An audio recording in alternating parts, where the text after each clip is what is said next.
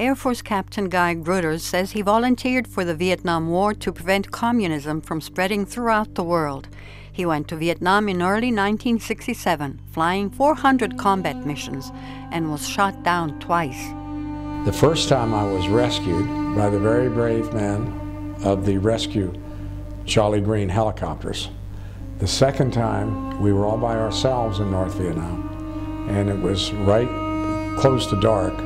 I managed to get to a patch of woods and evade capture for about 45 minutes. The military unit that captured him took him across the rice paddies to a village where he stayed for a day.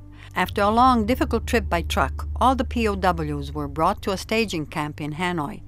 A week later, he and a dozen other servicemen had reached the notorious Hanoi Hilton. That's where they had all the torture to get the interrogations for the military information.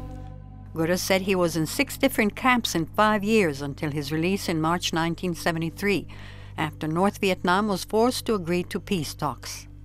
In December of '72, the U.S. Air Force and Navy bombed heavily military targets in the Hanoi area. It was called the Christmas bombing of 1972.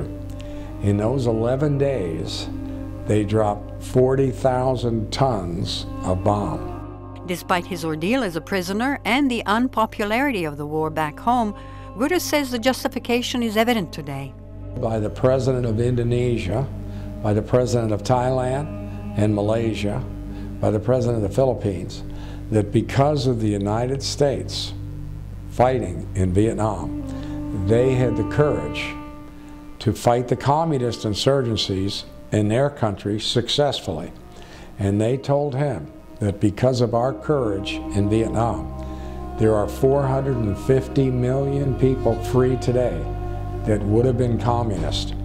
Now, many years later, Guy Gruders is a motivational speaker who lectures that we should forget, forgive, and love our enemies.